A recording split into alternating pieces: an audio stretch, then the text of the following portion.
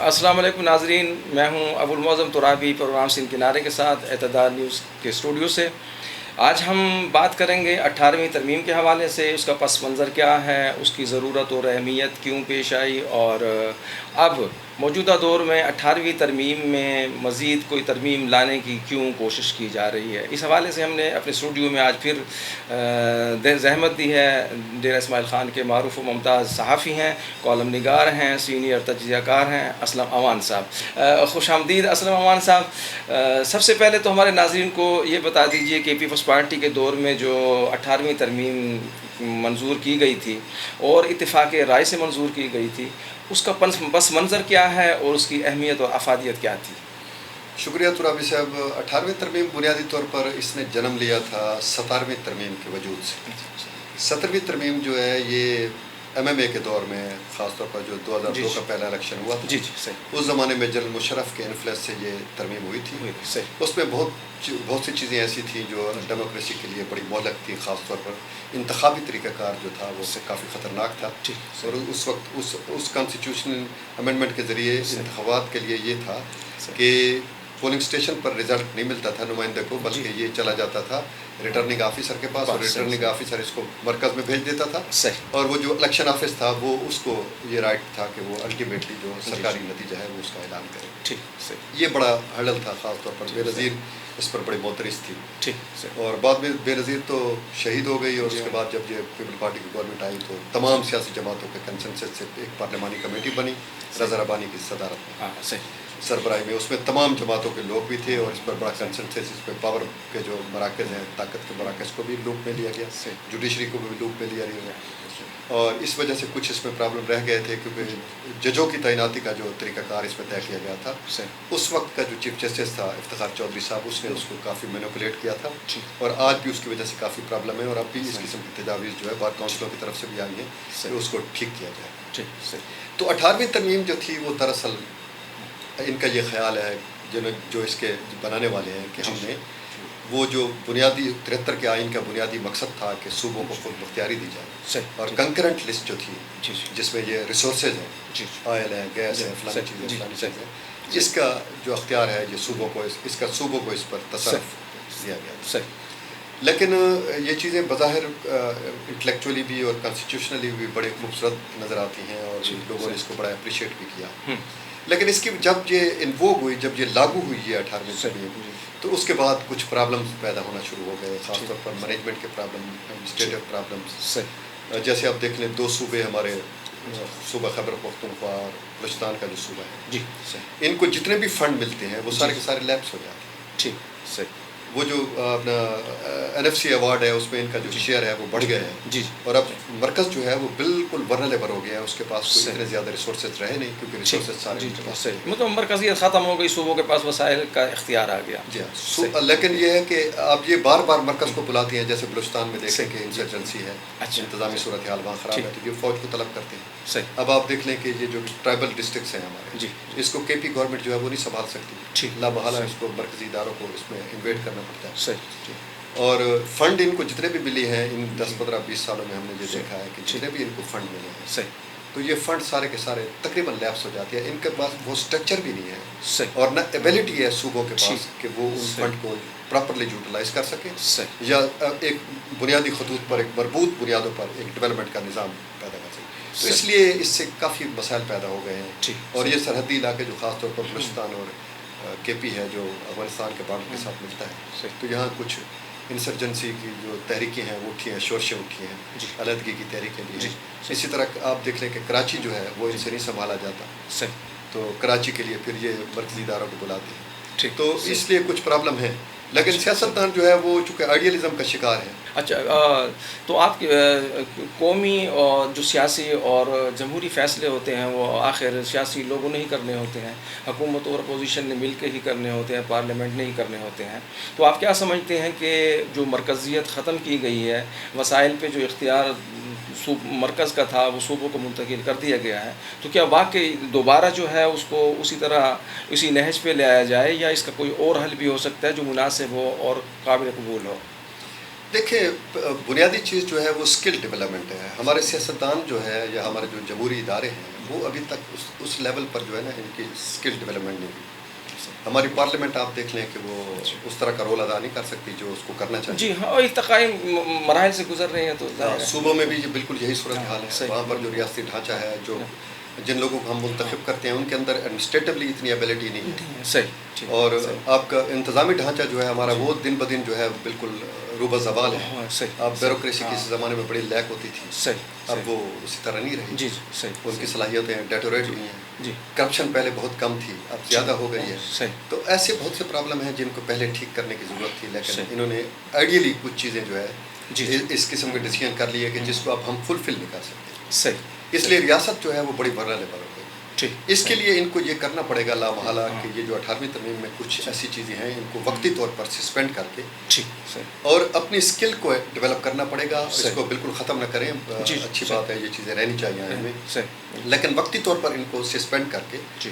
اور صوبوں کو چاہیے کہ وہ اپنے اسٹرکچر کو بہتر کریں, اپنی اسکل ڈیولپمنٹ بہتر کریں. پولیٹیشین جو ہے وہ اپنی ڈیلیوری کو بہتر کریں. بیوروکریسی اسی طرح اپنے آپ کو تھوڑا سا مزید بہتر کرے, اور اس کے لیے وفاقی حکومت کو ان کی مدد کرنی چاہیے. اور ریسورسز جو ہے وہ وفاقی حکومت کے پاس کچھ نہ کچھ لازماً ہونے چاہیے, کیونکہ سسٹم جو ہے وہ اس طرح پھر چلتا نہیں ہے. جس طرح اب ہم دیکھ لیں کہ NDMA نے اور دوسرے اداروں نے رسپونڈ کیا ہے کورونا کے حوالے سے, تو ان کو بہت سے پرابلم درپیش تھے انتظامی نقطہ نظر سے. لامحالہ پھر یہ ہے کہ قانون اور آئین کو بریچ کرنا پڑتا ہے دانستہ. تو وہ زیادہ خطرناک ہے بنسبت اس کے کہ ہم ان پہ تھوڑا سا کمپرومائز کریں, ان کو سسپینڈ رکھیں, اور پھر آہستہ آہستہ جو ہے جو ہماری اسکل ڈیولپمنٹ ہوتی رہے تو یہ چیزیں پھر اسی طرح ان کو اداروں کو یہ اختیارات جو ہے صوبائی اداروں کو منتقل ہوتے رہے. ٹھیک, صحیح. تو اب دیکھا یہ جا رہا ہے کہ موجودہ جو حکومت ہے اور اپوزیشن ہے اس کے درمیان جو ہے وہ کسی قسم کا بھی کمپرومائز کرنے کا کوئی ایسا نظریہ نہیں ہے کہ وہ ایک دوسرے کے ساتھ بیٹھ سکیں, ایک دوسرے کے ساتھ بات کر سکیں, تبادلہ خیال کر کے کسی نتیجے پر پہنچ سکیں. اور سمجھا یہ جا رہا ہے کہ اب جو موجودہ حکومت ہے وہ سیکورٹی فورسز کے ساتھ چل رہی ہے, اپوزیشن کو ساتھ لے کے نہیں چل رہی. جمہوری اور سیاسی عمل کو جو ہے وہ اس طرح نہیں چلایا جا رہا جس طرح چلایا جانا چاہیے. مولانا عطاء الرحمن جمعیت علماء اسلام کے جو رکن قومی اسمبلی ہیں, جو سینیٹر ہیں, سینٹ میں ان کا جو جارحانہ خطاب تھا وہ بھی اسی 18ویں ترمیم میں ترمیم کرنے کے حوالے سے تھا یا اس کو ختم کرنے کے حوالے سے تھا. تو بڑی اس میں ایک سختی اور تلخی تھی. تو آپ کیا سمجھتے ہیں کہ واقعی اسی طرح ہو رہا ہے کہ کوئی اور قوت 18ویں ترمیم کو ختم کرنا چاہ رہی ہے, صوبائی خود مختاری کو ختم کرانا چاہ رہی ہے, یا یہ موجودہ حکومت نے یہ سوچا ہے اور اپوزیشن کو ساتھ لے کے نہ چلنے کا بھی مقصد یہی ہے؟ دیکھیں, اپوزیشن جو ہے وہ تو اس وقت ہے ہی نہیں, اس کا تو کوئی وجود ہی نہیں. صحیح. آپ دیکھ لیں کہ کرونا کے حوالے سے گورنمنٹ سے زیادہ اپوزیشن والوں نے کرونا لاک ڈاؤن کی حمایت کی. اور بھی بڑے بڑے جتنے بھی ایشوز ہیں, بجٹ آپ دیکھ لیں کہ بجٹ پہ اپوزیشن نے کوئی بحث ہی نہیں کی. نہ مولانا فضل الرحمان کی پارٹی نے کوئی بحث کی ہے بجٹ پہ, نہ ہی نون لیگ نے کی ہے, نہ پیپلز پارٹی نے, خاموشی سے اس کو وہ کرا دیا. اس طرح اور بہت سے کشمیر پالیسی پر آپ دیکھ لیں کہ اپوزیشن کہاں سے ایک ہی موقع پہ ایک ہی پیج پر ہے. تو پولیٹیکل پارٹیز جو ہیں وہ اس وقت ایک پیج پر ہیں سارے. بظاہر تھوڑی بہت انہوں نے ایک بنانی ہوتی ہے, اس کے لیے پھر اس قسم کے تلخ خطابات بھی ہوتے ہیں تاکہ وہ پتہ چلے کہ ہم اپوزیشن ہیں. ادروائز ان کے درمیان کوئی ایسی بات نہیں ہے. سب چیزوں پر اپوزیشن جو ہے وہ گورنمنٹ کے ساتھ ایک پیج پر. اور جنہوں نے فیصلے کرنے ہیں اپوزیشن سمیت تمام جماعتیں ان کی مدد کرتی ہیں. صحیح. تو مطلب یہ سمجھا جائے کہ صرف موجودہ حکومت ہی, موجودہ حکمران ہی کسی اور کی ڈکٹیشن پہ کام نہیں کر رہے, بلکہ اپوزیشن بھی ان سے دب کر, ان سے ڈر کر, ان کے سامنے جھک کر اپنا کردار ادا کر رہی ہے. یہ کنٹرولڈ ڈیموکریسی ہے نا جس میں بہرحال جتنے بھی جماعتیں ہیں ان کو طاقت کے مراکز کے ساتھ کوآرڈینیٹ کرنا پڑتا ہے. اور ملک اس وقت اس بڑے مشکل فیز سے گزر رہا ہے, اس لیے سیاستدان ذمہ داری کا مظاہرہ کر رہے ہیں, اور وہ بجائے دیکھ کے ایک دوسرے کی ٹانگیں کھینچیں یا اسٹیبلشمنٹ کے ساتھ ٹکرائیں یا ملک کے لیے مسائل پیدا کریں, تو وہ اس لیے کوآرڈینیشن ان کی تھوڑی سی بہتر ہوئی ہے. اور یہ اچھی بات ہے, ایسی بات نہیں ہے ٹکراؤ یا یہ جدوجہد یا یہ لڑنا, یہ زمانے اب ختم ہو گئے ہیں.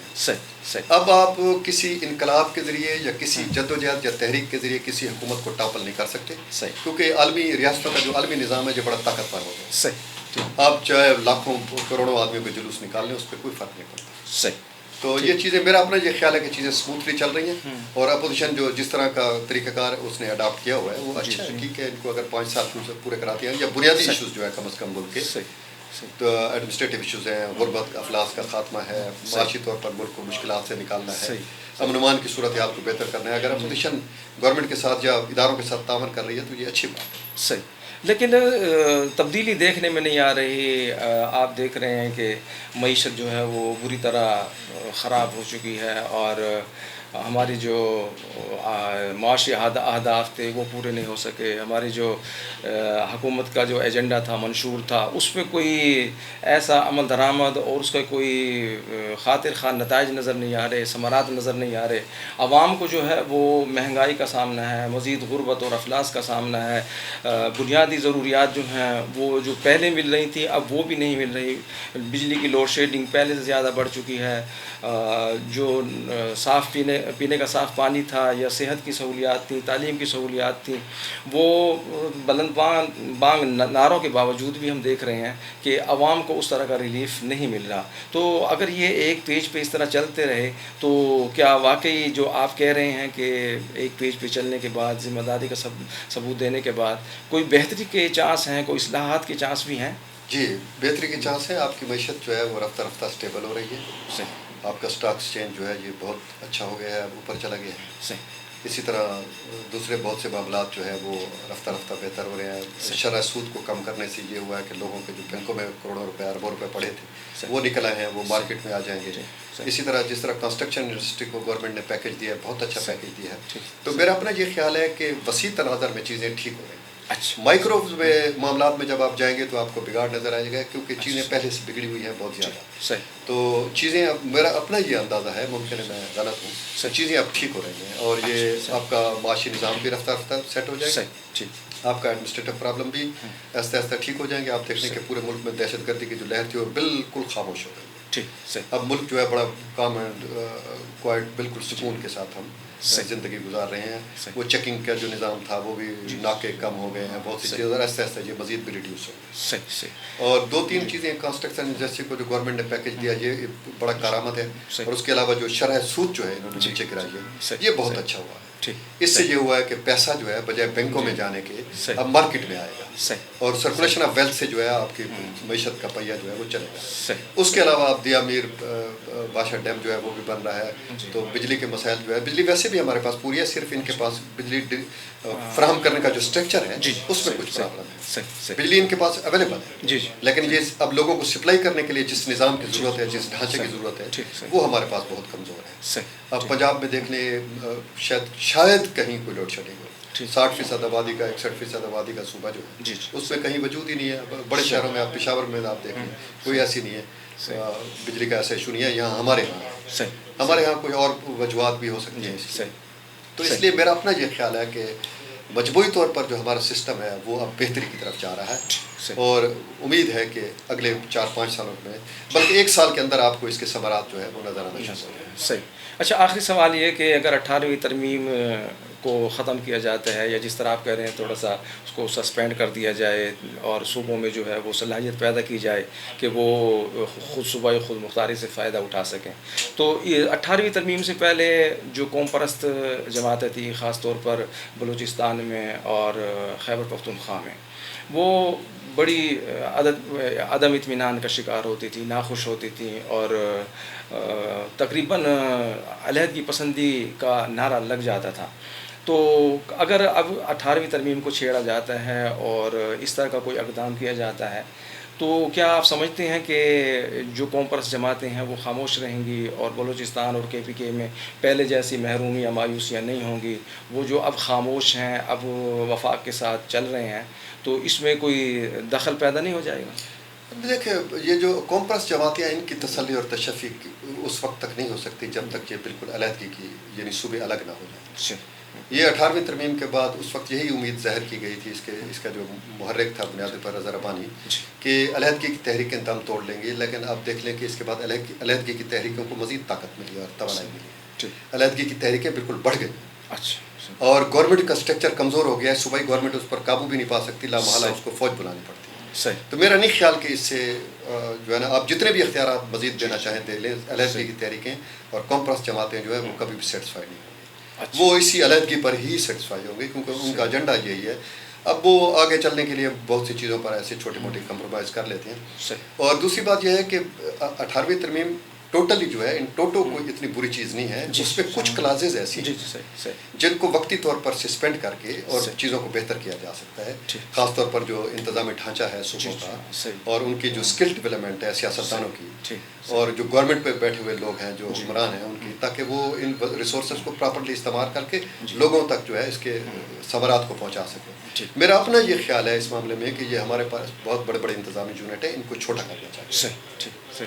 بہت بڑے بڑے یونٹ ہیں. پنجاب بہت بڑا صوبہ ہے, سندھ بہت بڑا صوبہ ہے, بلوچستان بہت بڑا صوبہ ہے, کے پی بہت بڑا صوبہ ہے. یورپ کے بہت سے ممالک جو ہے ان صوبوں سے چھوٹے ہیں, ان کی آبادیاں بھی کم ہیں. سعودی عرب جو ہے وہ رقبے میں ہم سے 10 گنا بڑا ہے, بہت بڑا صوبہ ملک ہے, لیکن اس کی آبادی کراچی سے کم ہے.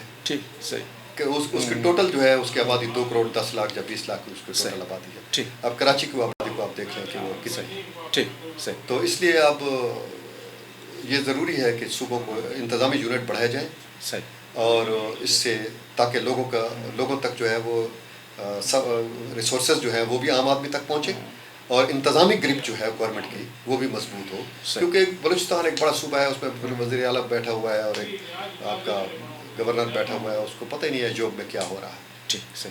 اور ادھر چلے جاتے ہیں جناب اس تک تفتان تک ادھر بارڈر ہے, اور ادھر جناب آپ گوادر تک چلے جاتے ہیں. مملکت ہے, اس کے اندر 3-4 ملک آ سکتے ہیں یورپ کے. تو اس لیے ان کو چھوٹے چھوٹے یونٹ ہونے چاہیے, پنجاب کے بھی, سندھ کے بھی, اس کی, تاکہ انتظامی گرپ جو ہے لوگوں ریاست کی مضبوط ہو اور ریسورسز کی تقسیم بھی منصفانہ ہو. اب تو ذرا صورتحال جو ہے وہ کوئی اتنی اچھی نہیں ہے ہمارے سسٹم.